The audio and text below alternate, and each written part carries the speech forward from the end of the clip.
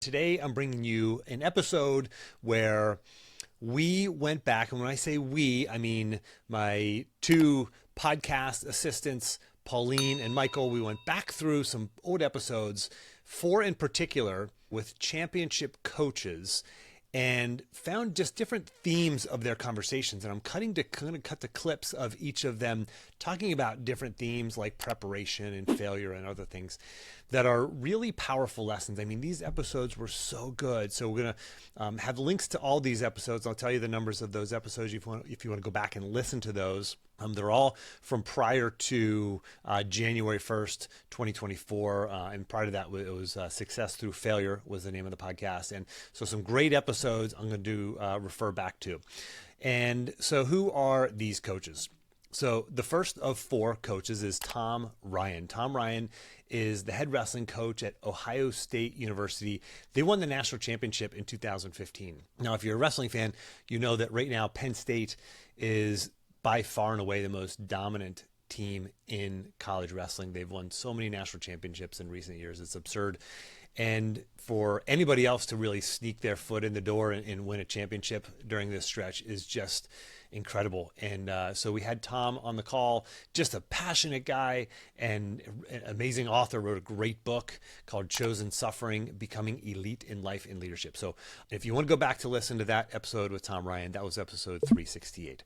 Tom Ryan is one of the coaches we're going to hear from today. All right, now our second coach is Sherri Coale. Sherri is or was the head women's basketball coach at Oklahoma. Phenomenal story in terms of how she got the job. I mean, she was a high school coach and she got the head job.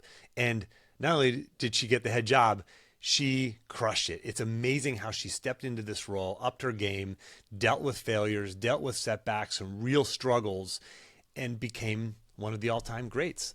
Sherri Coale has won as a coach. They won the Big 12 championship 6 times and were in the Final Four 3 times. She's in the Women's Basketball Hall of Fame, and she was the head coach of the team that won the World University Games in 2013. So that's Sherri Coale, episode 399. Phenomenal story, phenomenal person, also just like Tom, and just a great episode. So I highly, highly recommend that one.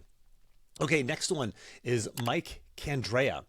Mike Candrea he was the head women's softball coach at Arizona. Absolutely dominant program. They went to the Women's College World Series 23 times. That is absurd. And they won eight national championships. 8 national championships. Unbelievable. They won the World Championship multiple times. He was the head coach of the national softball team. They won the World Championship twice. They won the World Cup twice under his leadership, Pan Am Games twice, and they also won the Olympic gold medal in 2004. Phenomenal coach. Again, phenomenal human being. All right, so last one here is Brian Boland. Now, Brian Boland, I met Brian when I was the assistant wrestling coach at the University of Virginia. He set foot at UVA, took over a very, very mediocre program, ranked 50th or 60th in the country. Within 90 days, he had the number 1 ranked recruiting class in the country. And later on in his career, he went on to win 4 national championships in 5 years. 4 national championships in 5 years. They had the longest winning streak against ACC opponents in any sport in history. It was 140. I don't think that has been broken since, and that was as of 2016 he had that streak. So that was just a phenomenal run by Coach Boland at UVA. So we have 4 coaches, 4 championship coaches, and you're going to hear from each of them on some of these different themes that we've identified that are really relevant for you in the real world, in business, and in life. So here we go. One of the themes that we identified through these episodes, through these interviews, was the importance of failure as a learning opportunity. Like, they see failure differently. Now, listen, at a logical level, you're probably saying, yes, duh, I get it. I've heard people say that ad nauseum. Failure is a stepping stone to success. But here's the catch. Do you really believe that at an emotional level? These coaches do. Failure sucks. Failure hurts. They were frustrated, probably shed tears after some of these losses and failures, but they take failure as a learning experience. Can you do that as well? Like, if you fail in the next 24 to 48 hours, are you going to say, I'm not good enough, not smart enough, not capable enough? Or are you going to say, okay, there's a learning experience here. How do I get better because of it? Okay, so let's hear from these coaches as it relates to the importance of failure as a learning opportunity. I think it's part of the process, and if you make it part of the process, then your players will look at failure in a different way. They look at it as an opportunity to get better because it is going to be there, and we have to learn how to deal with it. But I think too many times we don't practice failure recovery. We don't have a plan for when it happens, and I think it's very important that each and every kid is kind of prepared for that, and it's something that you have to talk through. You have to practice it. And so part of your repetition, softball's a game of repetition, is when something happens, do I have a recovery plan to get myself back moving forward?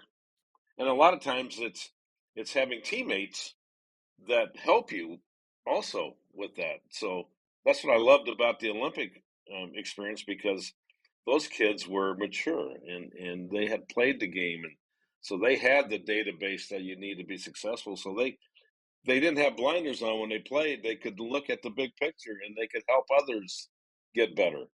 And boy, that's a unique thing, and that's a pretty neat thing when your players are helping each other go through these tough times in a positive way. Well, I think too, like one of the things that I would tell your listeners is that first of all, failure to me is not giving yourself a chance and putting yourself in the arena. I tell people all the time that you kind of have three choices. You can freeze, you can flee, or you can fight in extremely adverse situations. And as long as you fight with the best intentions and you do things the right way, as you've never failed. And so we oftentimes look at coaches or people that did extraordinary things over the years. I mean, look at Dan Marino. What a great quarterback he was and how he never was part of a Super Bowl championship. Or sure. Marv Levy, who brought his team to 4 Super Bowl championships as a coach and was 0 for 4. Does that mean that he wasn't great at what he did? Absolutely not. And I think what's extraordinary about those type of people is they're not afraid to put themselves out there. They're not afraid to have the best team, to give themselves the best chance, and to let the world know that they gave everything that they could, and they came up short time and time and time again. To me, that's not really failure. So I try to pride myself on that. But what I do think failure is a lack of preparation, a lack of intentional preparation to know and to let those around you know that you've done everything that you could. And then I think also part of that process is to make sure that you're always learning. I think if you're not open-minded and you're learning from those around you, to me, that's a failure in itself. And that's something that will really have you miss out on some incredible opportunities as a leader that wants to have influence.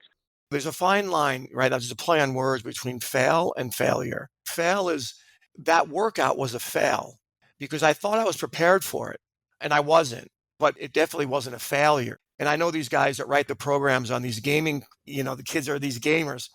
They'll say fail, level up, right? They never say failure because it was a fail. You did fail, but you're not a failure. And I think that workout was brutal. I was broken. I left crying. I was a 21-year-old man, couldn't pick my head up to drive my car back to where I was staying. Again, right, you don't make decisions when you're down. I was so down, so I let myself cool down, and you self-assess. And you tell yourself the truth. The world is full of people that tell themselves lies. We constantly lie to ourselves. I know I have many times, but when I get somewhere that's productive, I tell myself the truth, and I have truth tellers around me. In this scenario, I just told myself the truth. You got the living snot kicked out of you. They were better fit than you. They felt stronger than me. They were very technical on top. I couldn't get out. So you just assess what happened. And then you slowly work at it. And I wasn't going to leave. I was going to stay. And if I was going to stay, I had to put my best self out there. And these guys gave me truth. And boy, did I need it. All right. Another theme we identified was intentional preparation, the emphasis on preparing. So often we just show up at work and we show up and think that we've got enough gas in the tank and knowledge and experience. These coaches prepare to a level that we as mere mortals would think of as over preparation.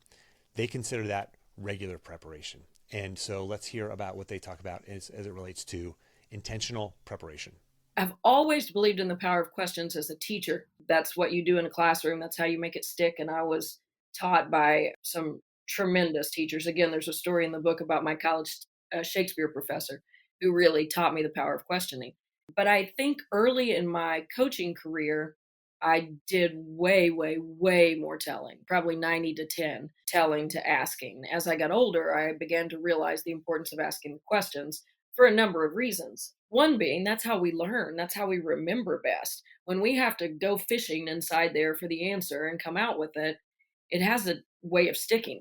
And if coach can say a thing 10 times and it kind of floats right by, but if a player has to find it and say it, it sticks. It creates these ruts in our brain where information flows. That's scientific as well as what we feel when we're teaching, what we can see happening. I used to ask my players questions like, what did you notice there? And they'd be like, excuse me, young players, excuse me, "Oh, what did you notice?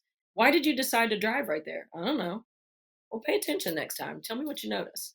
And they become coaches of themselves, which I think is ultimately where we want our athletes to be. Like, why did you make that cut? Because that defender was leaning to the passing lane. Okay, that's perfect. See, you knew what to do. You don't even need me. That's perfect because things happen so fast. The closer they are to the decision making process, the better the decision's going to be. And I'm all the way over on the sideline making that decision. I'm going to be late half the time if I tell them what to do. But if they can make it in the split second, they have a better chance of being on par. And so also there are like so many other advantages of it. The building of an athlete's self-esteem when they have to think for a minute and talk their way into a solution. Now they feel capable. They're not bound to your wisdom or your expertise. They can find their way there. Now, as I used to tell my coaches, my assistant coaches, and young coaches about this process, there's a certain amount of skill development that has to be information relay. You have to get them up to a certain level in terms of them understanding what things are. You have to lay that foundation.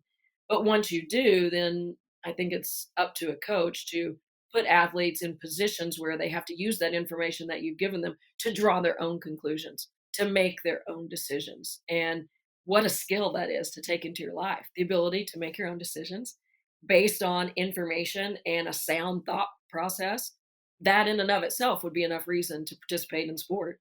I always tell our kids the game's never going to be life threatening, so don't make it bigger than what it is. And I think many a times, especially when we're young and a little bit immature and maybe a little bit selfish, we make things that are not important in the scheme of things important. And that's how you get yourself in trouble. Don't sweat the small stuff. We've all heard all these things, but I think in athletics, that's really, really true. I mean, you've got to have a way to handle failure. So you have to have a plan because it's going to happen. Same thing with a team. I mean, you got a group of 18 individuals. You better make sure that you spend a little time on crisis intervention because it's going to happen. And do you want it to blow, the team up, or do you want them to be able to have the tools to handle, when things occur? I mean, it happens all the time. The first thing I would say is you got to be real with yourself. You got to tell yourself the truth. I knew how much work it was going to be. Do I really want this? I have plenty of guys, I've coached plenty of people through the years that say they want something, right? And then when it's time to show up at 6, they don't show up at 6, right? So I think just being deeply honest with ourselves about this is what it's going to take and am I willing to do it? And then starting small, right? Just start small, right? Just get there at 6 and take a small bite out of what you're doing, right? Put a plan together. I knew I needed work on bottom. I knew I needed to be better, more fit. I knew I needed to be stronger, and then what helped me also, once you come to terms with, I'm willing to do this and I know what it's going to take, and I'm not lying to myself about what it's going to take, you jump into a world of people that will pull you through. You find a running group, right? Or you find a group of people that are going to hold you accountable. Another theme that we identified was this ability to adapt and adjust in response to change. Change is always happening. It's happening in your life. It's happening in the economy. It's happening in the company that you work for or lead right now. It's happening in the world. Change is the only thing that is consistent. And so you have to be able to adjust and adapt to change. AI, for example, is not coming anymore. It is here. The future is here. It's today. If you're sitting there saying, I hate AI, I'm not going to use it, I'm not teaching my kids how to use it, I'm not going to use it myself, you're just slipping behind, right? This is a change. It's here to stay. How do you leverage this to get ahead and to make this your unfair advantage? All right. So these coaches know the value of being able to adapt and adjust to change. Let's hear from them. I think in that case, it came down to really being open-minded, that despite the fact that you're right there, you're in the Final Four or the final, that there's so much more to learn. And with that comes in a willingness to take the risk to adjust and to adapt, to get better all the time. And that's scary, because when let's say that you're running an organization that's, top 5 every year in the country. And if you're okay with that, that's fine. And there's nothing wrong with that. But if you want to be the best in the country, and you believe by being your best that you can ultimately be the best in the world at what you do, because that's the potential you have, which oftentimes we do, you have to continue to adapt and adjust. And if you look at society today, how much it's changed. I mean, when I started coaching, it's almost 25 years ago, we had landlines. We'd pick up, we'd call the recruit on the phone once a week. We would handwrite letters. Technology has changed everything. Social media has changed everything.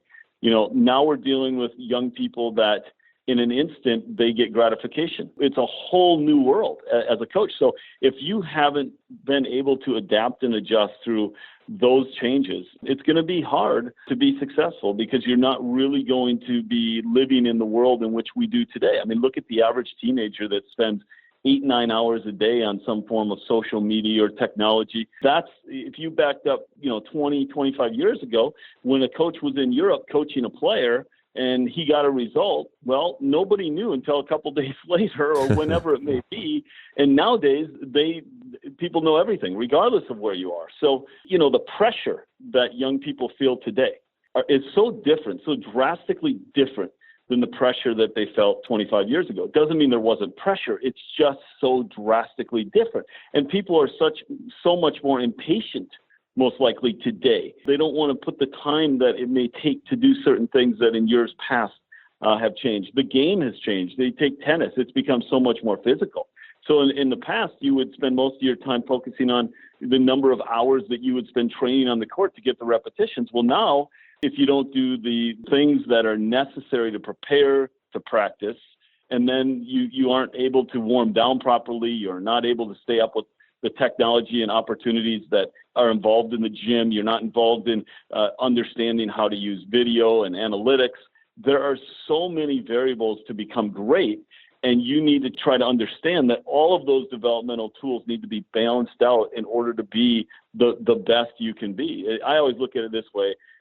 I actually wrote this. I have a developmental tree. And basically, it has all the areas of development on there, and everything that you could ever utilize to be a great athlete in tennis. And if you don't take care of every branch, eventually one side of the tree is going to take from the other, because you're not going to water it. If you're going to coach for 47 years, it's not going to be all roses. You're going to have moments where, as a coach, you get put into a corner to have to make a decision. And sometimes that one decision can dictate the future of your program. So I think foremost, coaches need to make sure that they are a person of character. They need to make sure that they are consistent. I want kids to know how I'm going to be every day. I'm not here one day and here the next. They need to bring emotional stability to their players. So all of those things I think are huge in creating that culture that you need. But when it goes bad, I always go back to relationships. Everything I do is building relationships. As a coach, that is the primary responsibility, is for me to be able to build relationships that are going to last a lifetime, not just the 4 years that they're with me, but forever. And I go back to, you have to coach the person first before you can coach the athlete.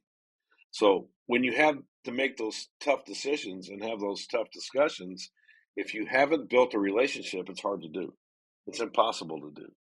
But if you built a relationship, it's much easier to have those tough discussions and to be able to guide young people in the right direction, because they're going to make mistakes. We understand that. But at the end of the day, we want to make sure that they understand that there's a right way and a wrong way to do things.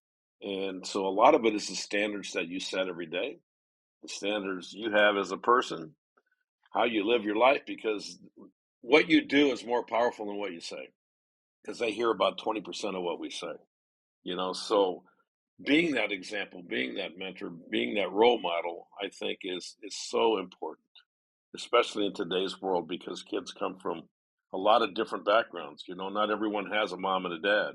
Some people, I'm their dad away from home. I may be their dad that they never had. So you have to take that responsibility pretty seriously, and I do, because there's one thing I never wanted to do is disappoint any kid that I ever coached by making a bad decision. And so I think it starts with that coach to be able to look in the mirror and say, I like what I see, and this is a standard I'm going to set. And it's 24/7. It's not just when you want to. All right, another theme that we identified is managing competitiveness and conflict in leadership roles. There's going to be conflict, there's going to be challenge.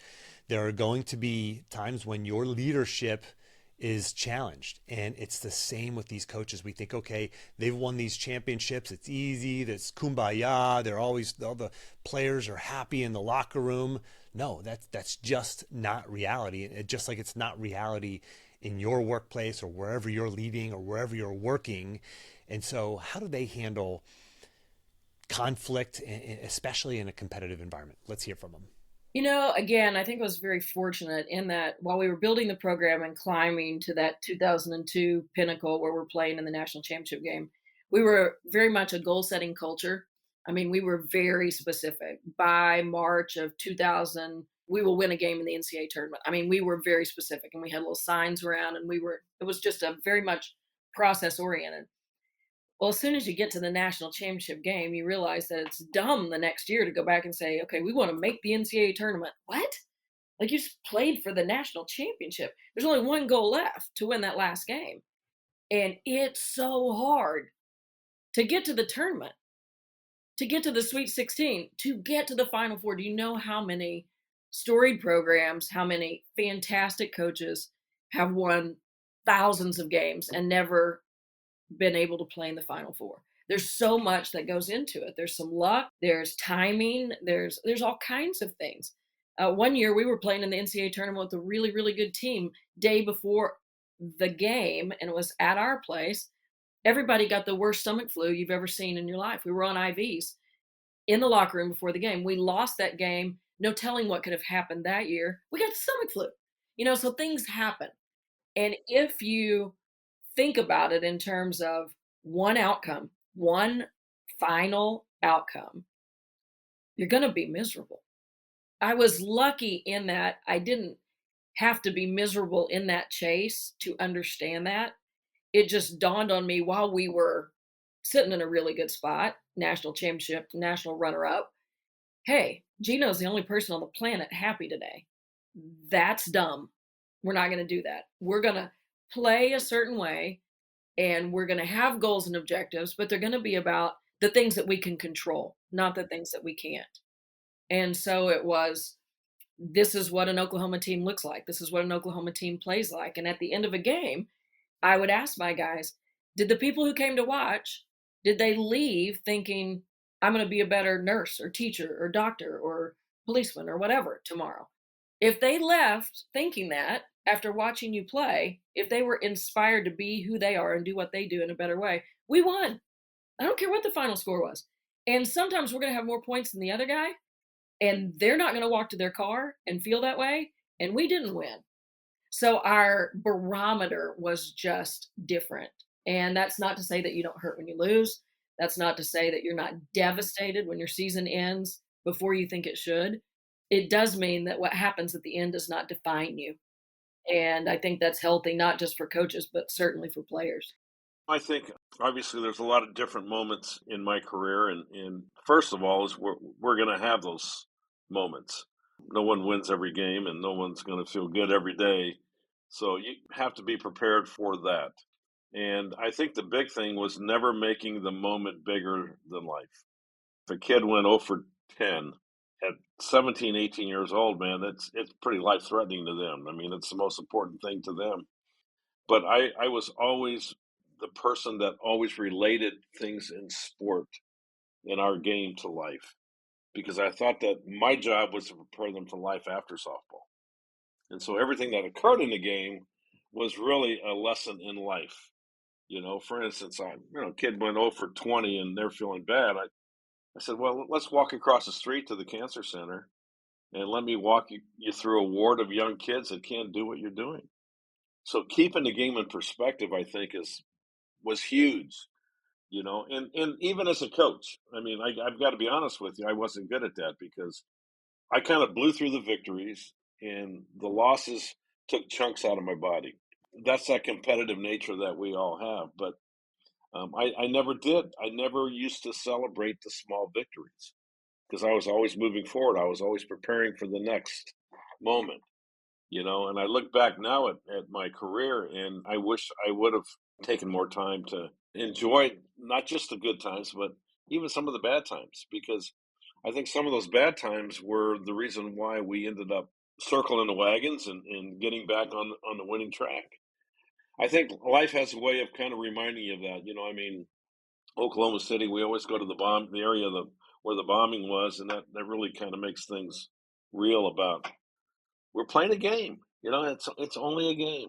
At the end of the day, you've got to have fun, and you're going to make mistakes, but so what?